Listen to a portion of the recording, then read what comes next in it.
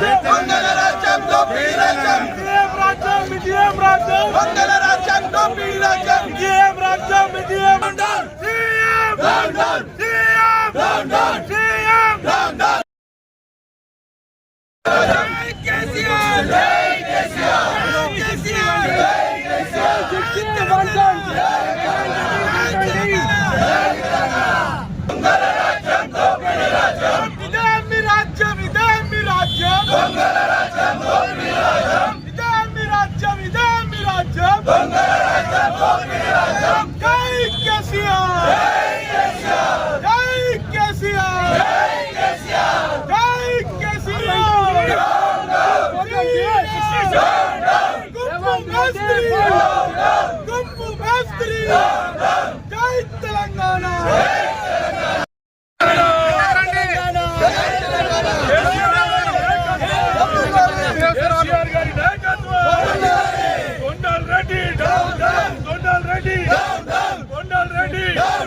కేసీఆర్ గారి నాయకత్వం కేసీఆర్ గారి నాయకత్వం రోహిత్ రెడ్డి గారి నాయకత్వం జై కేసీఆర్ జై కేసీఆర్ జై కేసీఆర్ దొంగల రాజ్యం దోపిడీ రాజ్యం దొంగల రాజ్యం దోపిడీ రాజ్యం జై తెలంగాణ జై తెలంగాణ జై తెలంగాణ కేసీఆర్ గారి నాయకత్వం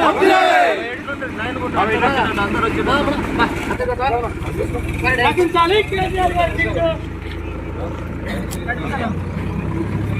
Revanth Reddy CM down down గుంపు మేస్త్రి డౌన్ డౌన్ గుంపు మేస్త్రి డౌన్ డౌన్ గుంపు మేస్త్రి down down CM down down CM down down CM down down ఇదే మీ రాజ్యం ఇదే మీ రాజ్యం దొంగల రాజ్యం దోపిడీ రాజ్యం ఇదే మీ రాజ్యం ఇదే మీ రాజ్యం దొంగల రాజ్యం దోపిడీ రాజ్యం జై కేసీఆర్ జై కేసీఆర్ జై కేసీఆర్ జై కేసీఆర్ జై రైతన్న జై రైతన్న జై రైతన్న జై రైతన్న జై రైతన్న జై తెలంగాణ జై తెలంగాణ జై తెలంగాణ జై తెలంగాణ అరే ఇదే మీ రాజ్యం ఇదే మీ రాజ్యం దొంగల రాజ్యం దోపిడీ రాజ్యం అరే ఇదే మీ రాజ్యం ఇదే మీ రాజ్యం దొంగల రాజ్యం దోపిడీ రాజ్యం అరే ఇదే మీ రాజ్యం ఇదే మీ రాజ్యం దొంగల రాజ్యం దోపిడీ రాజ్యం అరే ఇదే మీ రాజ్యం ఇదే మీ రాజ్యం దొంగల రాజ్యం దోపిడీ రాజ్యం గుంపు మేస్త్రి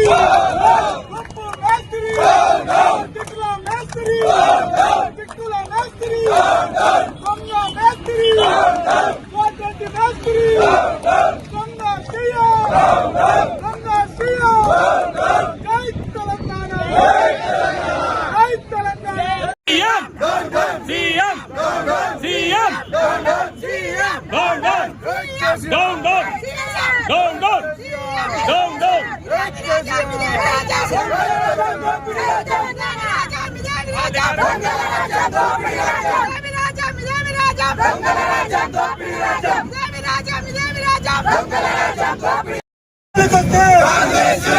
కేసీఆర్ జనకొస్తే కేసీఆర్ జనకొస్తే జై తెలంగాణ జై తెలంగాణ జై కేసీఆర్ బంధుకు పిలిపించిన ముఖ్య అతిథిగా వచ్చిన మాజీ ఎమ్మెల్యే రోహిత్ రెడ్డి గారికి, మాజీ గ్రంథాలయ చైర్మన్ రాజు గారికి, శ్రీనివాచారి గారికి మరియు అదేవిధంగా టీఆర్ఎస్ పార్టీ కార్యకర్తలందరికీ రెండు మీడియా అందరికీ నమస్కారం. ఈరోజు తొలి జాతిపిత అయినటువంటి కేసీఆర్ సిట్ నోటీస్ ఇవ్వడం ఎంతవరకు సమంజసం? 6 గ్యారంటీలు అమలు చేసినామని నోటీస్ ఇచ్చినామా? రైతు బంధు ఇచ్చినామని నోటీస్ చేసినామా? 420 హామీలను ఇచ్చినామని నోటీస్ ఉంటున్నామా? అయ్యా కేసీఆర్ గారు చేసిన దాంట్లో నువ్వు 10% చేయలేవు. నువ్వు ఇచ్చిన హామీలు ముందు నెరవేర్చి పబ్లిక్గా నువ్వు ఏది చేసినా అన్ని దొంగ నాటకాలు చేస్తున్నావు. నువ్వు కేసీఆర్కి నోటీసులు ఇచ్చి కేసీఆర్ దగ్గరికి పోయినావు అంటే ముందు మా దగ్గరికి రావాలి. ఇప్పుడు రాజుగారు చెప్పినట్టు తెలంగాణ 4 కోట్ల మందికి నోటీసులు ఇవ్వు. ముందు ఇచ్చిన తర్వాత కేసీఆర్ గారికి నువ్వు చేసే హామీలని మొత్తం సక్రమంగా ప్రజల్లోకి తీసుకెళ్ళు. ఇచ్చినావు దొంగ హామీలు ఇచ్చి దొంగ హామీలతోనే నువ్వు దగ్గరెక్కినావు. నీకు రాబోయే తొందర లోపలే గడ్డ దింపే ప్రయత్నము ప్రజలందరూ తెలంగాణ 4 కోట్ల మంది ప్రజలు నిర్ణయించుకున్నారు. అయ్యా నువ్వు నోటీసులు ఇచ్చినావు. నోటీసులు ఇచ్చిన తర్వాత నువ్వు ఇచ్చే 6 గ్యారంటీలు 400 హామీలు అవి తీర్చినాకనే నోటీసులు ఇవ్వు. బిడ్డ చూసుకో కాసుకో ఇంకా 15 రోజుల నీతో మా తెలంగాణ బీఆర్ఎస్ కార్యకర్తల్లో తెలుసుకుందాం. ఈ సమయం ఇచ్చినందుకు అందరికీ పోరాడి తీసుకొచ్చిన వ్యక్తి, తెలంగాణ అన్ని రకాల అన్ని ప్రజలకు కడుపులో పెట్టుకున్న చూసుకున్న నాయకుడిని ఈరోజు ఈ యొక్క కాంగ్రెస్ ప్రభుత్వం, ఈ యొక్క ముఖ్యమంత్రి సిట్టు నోటీసులు ఇవ్వడం 7 వరకు సమంజసమని ఒకసారి తెలంగాణ ప్రజలందరూ కూడా ఆలోచన చేసుకున్నారు. కేసీఆర్కు ఎందుకు నోటీసులు ఇచ్చిండ్రు? తెలంగాణ తీసుకొచ్చినామనే, కాళేశ్వరం కట్టినామనే, లేకుంటే పాలమూరు రంగారెడ్డి తీసుకొచ్చినామనా, లేకుంటే పెన్షన్లు ఇస్తున్నామనే, జిల్లాకు మెడికల్ కాలేజ్ ఇచ్చినామని నోటీసులు ఇచ్చిండ్రా? షాదీ ముబారక్ 15 లక్షల మందికి ఇచ్చిందని నోటీసులు ఇచ్చిండ్రా? కేసీఆర్ కిట్ ఈ తెలంగాణలో 15 లక్షల మందికి ఇచ్చినామని నోటీసులు ఇచ్చిండ్రా? లేకుంటే తెలంగాణ రైతు బంధు, రైతు బీమా అన్ని రంగాల్లో అన్ని రైతులకు ఆదుకున్నందుకోసం నోటీస్ ఇచ్చిండ్రా అని ఈ సందర్భంగా 4 కోట్ల తెలంగాణ ప్రజలందరూ కూడా ఆలోచన చేసుకోవాల్సిన అవసరం ఉంది.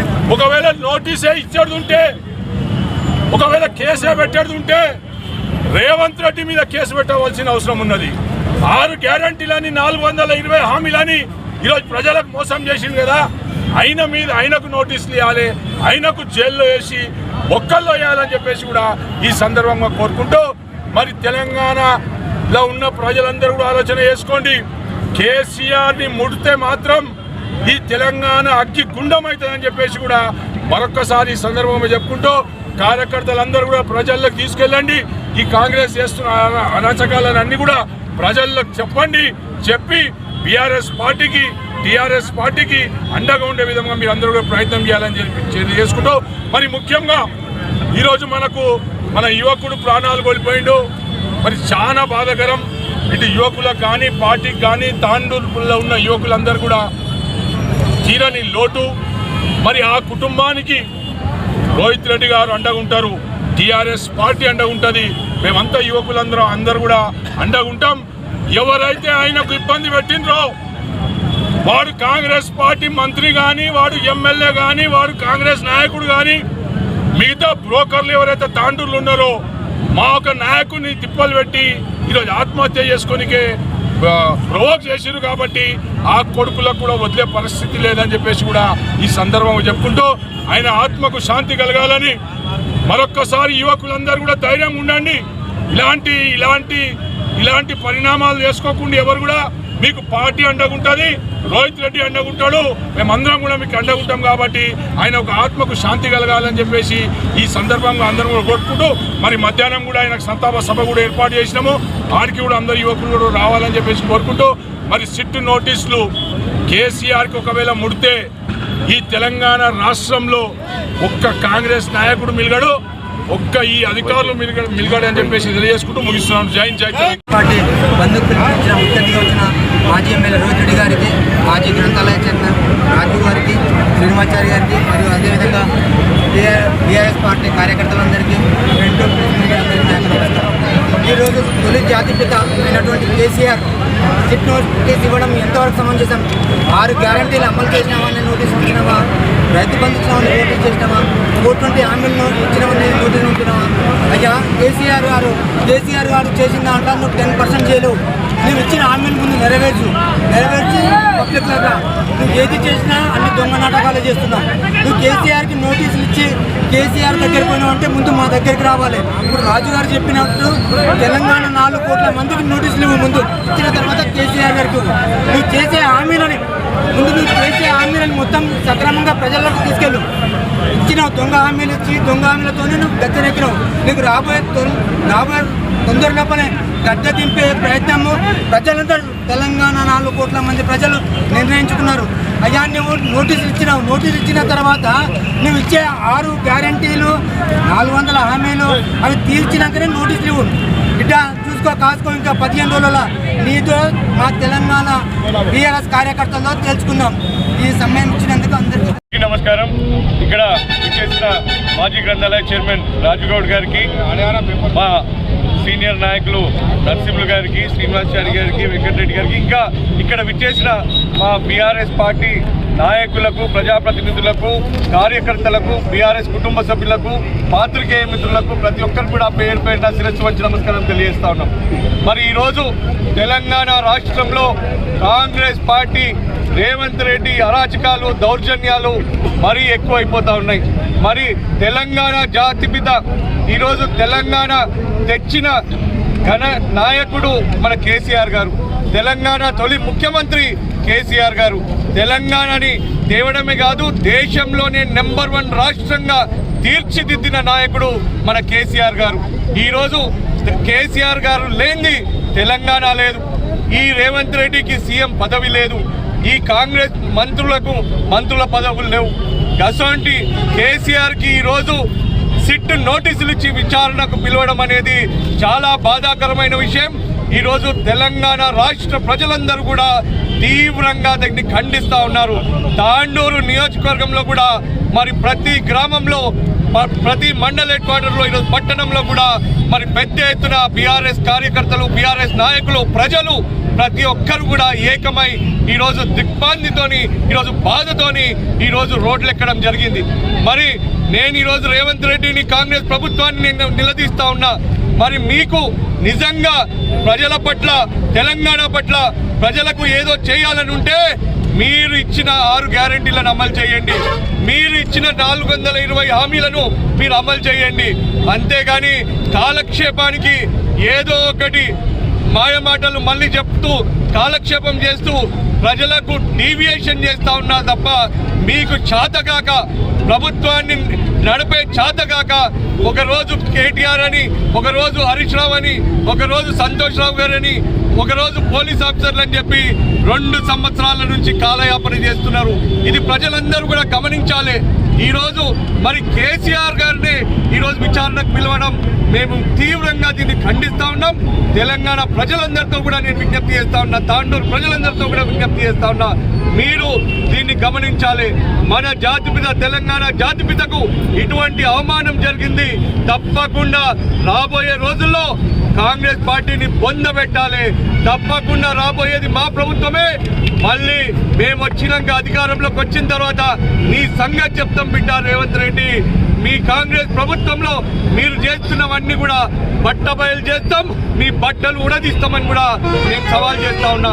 అంతేకాదు ఈరోజు ఈ విచారణ పేరుతోని ఈరోజు కేసీఆర్ గారు మరి ఆయన ఈ వయసులో మరి అనారోగ్యంతో ఉన్నా కానీ మరి ఆయనకి ఈ విధంగా మరి ఈ విచారణ చేయడం బాధాకరం. మీరు ప్రజలందరూ దీన్ని గమనించి మరి రాబోయే రోజుల్లో మీరు కాంగ్రెస్ పార్టీకి బుద్ధి చెప్పాలి. ఇప్పుడు జరుగుతున్న మున్సిపల్ ఎన్నికల్లో తప్పకుండా ప్రజలు బుద్ధి చెప్తారు. ప్రజలు కాంగ్రెస్ ని పొందబెట్టడం ఖాయం. రేవంత్ రెడ్డికి బుద్ధి చెప్పడం ఖాయం.